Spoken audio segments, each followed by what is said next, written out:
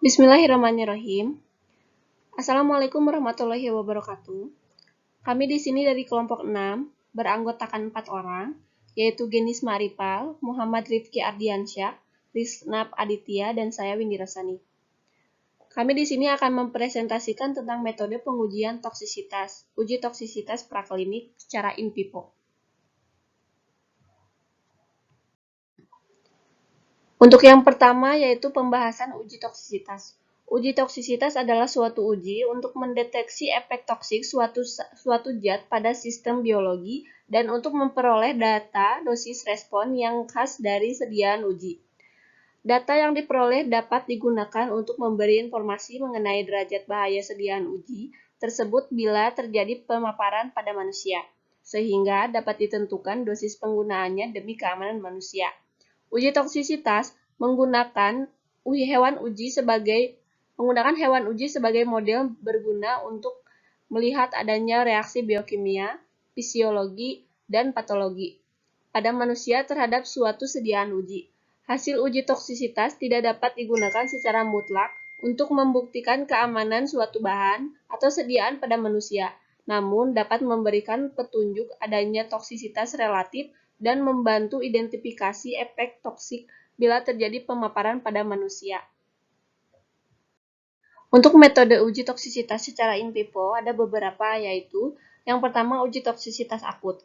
Uji toksisitas akut dengan menggunakan hewan percobaan diperlukan untuk mendeteksi efek toksik yang muncul dalam waktu singkat setelah pemberian suatu zat dalam dosis tunggal atau dosis berulang, yang diberikan dalam waktu tidak lebih dari 24 jam. Apabila pemberian dilakukan secara berulang, maka interval waktu tidak kurang dari 3 jam. Untuk metodologi uji toksisitas akut, yaitu pada awalnya toksisitas akut diuji menggunakan metode konvensional, namun metode ini mempunyai kelemahan yaitu hewan uji yang dibutuhkan dalam menentukan parameter akhir cukup banyak, di mana bertentangan dengan animal welfare.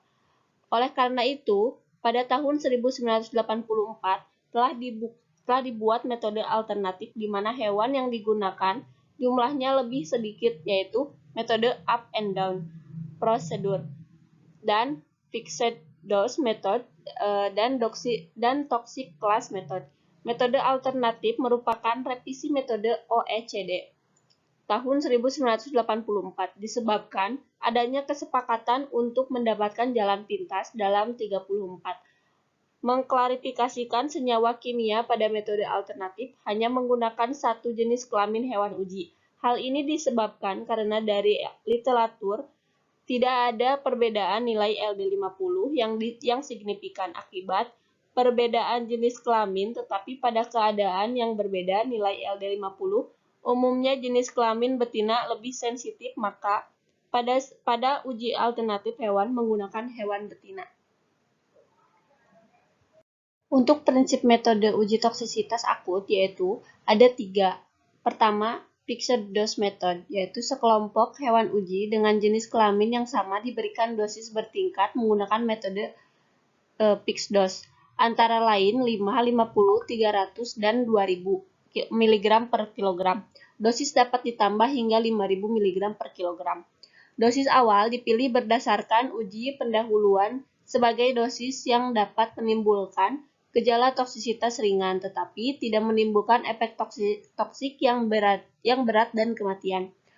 Prosedur ini dilanjutkan hingga mencapai dosis yang menimbulkan efek toksik atau ditemukan tidak lebih dari 1 kematian, atau tidak tampak efek toksik hingga dosis yang tertinggi atau adanya kematian pada dosis yang lebih rendah. Untuk yang kedua yaitu metode acute toxic class. Pengujian ini memiliki prinsip prosedur bertahap dengan menggunakan jumlah hewan paling minimal pada tiap tahapnya. Sediaan uji diberikan secara oral ke hewan uji pada dosis tertentu. Sediaan uji digunakan dengan prosedur bertahap, di mana tiap tahap menggunakan 3 hewan uji. Dengan jenis kelamin hanya 1, umumnya betina. Ada atau tidak adanya kejadian mortalitas hewan uji yang berkaitan dengan hewan uji akan menentukan tahap berikutnya. Untuk yang ketiga yaitu metode up and down. Pengujian utama terdiri dari pemberian dosis tunggal secara bertingkat, di mana pada hewan uji pertama diberikan senyawa uji. Satu dosis dalam satu waktu, dengan minimum interval 48 jam dari hewan berikutnya. Hewan uji pertama diberikan dosis 1 tingkat lebih rendah dari dosis yang didestimasi sebagai LD50. Bila hewan dapat bertahan hidup, dosis untuk hewan berikutnya dinaikkan dengan faktor 3,2 dari dosis awal. Bila hewan mati, dosis pada hewan diturunkan dengan penurunan yang sama. Untuk metode uji toksisitas kedua, yaitu uji toksisitas subkronis. Uji toksisitas subkronis oral adalah suatu pengujian untuk mendeteksi efek toksik yang muncul setelah pemberian sediaan uji dengan dosis berulang yang diberikan secara oral pada hewan uji selama sebagian umur hewan, tetapi tidak lebih dari 10% seluruh umur hewan. Untuk metodologinya ada dua, yaitu uji toksisitas subkronis singkat oral 28 hari pada rodensia. Uji toksisitas singkat oral 28 hari itu digunakan untuk menguji sediaan uji yang penggunaannya secara klinis dalam bentuk sekali pakai atau berulang dalam waktu kurang dari 1 minggu. Sedangkan uji toksisitas oral 90 hari pada rodensia digunakan untuk menguji sediaan uji yang penggunaannya secara klinis berulang dalam waktu 1-4 minggu. Prinsip metode uji toksisitasnya, sediaan uji dalam beberapa tingkat dosis diberikan setiap hari pada beberapa kelompok hewan uji. Selama waktu pemberian sediaan uji, hewan harus diamati setiap hari untuk menentukan adanya toksisitas. Hewan yang mati selama periode pemberian sediaan uji bila belum melewati periode rigor mortis atau kaku, segera dinekropsi. Organ dan jaringan diamati secara makropatologi dan histopatologi. Pada akhir periode pemberian sediaan uji, semua hewan yang masih hidup dinekropsi. Selanjutnya dilakukan pengamatan secara makropatologi pada setiap organ maupun jaringan, serta dilakukan pemeriksaan hematologi, biokimia klinis, dan histopatologi. Untuk metode uji toksisitas yang ketiga, yaitu uji toksisitas kronis. Uji toksisitas kronis adalah suatu pengujian untuk mendeteksi efek toksik yang muncul setelah pemberian sediaan uji secara berulang selama sebagian besar umur hewan uji. Uji toksisitas kronis pada prinsipnya sama dengan uji toksisitas subkronis, tetapi sediaan uji diberikan selama tidak kurang dari 9 bulan untuk bahan uji yang secara umum dikenal aman, atau 12 bulan untuk senyawa murni atau bahan uji yang memiliki potensi toksik. Tujuan dari uji toksisitas kronis oral adalah untuk mengetahui profil efek toksik setelah pemberian sediaan uji secara berulang selama waktu yang panjang dan untuk menetapkan tingkat dosis yang tidak menimbulkan efek toksik. Untuk metodologi uji toksisitas kronis ada 14 tahapan, yaitu hewan uji dan jumlah, dosis uji, batas uji, penyiapan sediaan uji, cara pemberian dan volume pemberian, waktu sediaan pemberian uji, pengamatan, monitoring berat badan dan konsumsi makanan, pengambilan darah, pemeriksaan hematologi, pemeriksaan biokimia klinis, pengamatan makropatologi, penimbangan organ, dan pemeriksaan histopatologi.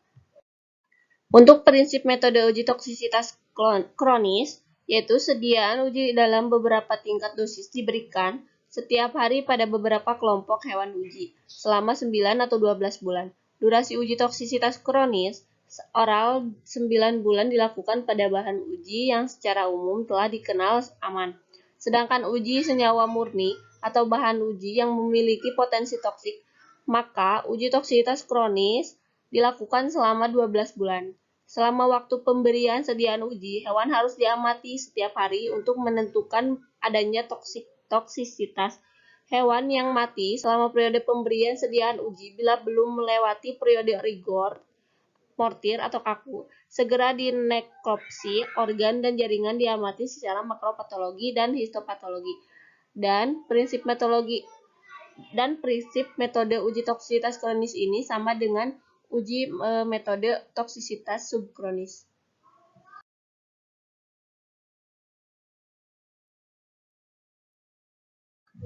Sekian presentasi kami dari kelompok 6. Mohon maaf apabila ada kesalahan. Wabillahi taufiq walhidayah. Wassalamualaikum warahmatullahi wabarakatuh.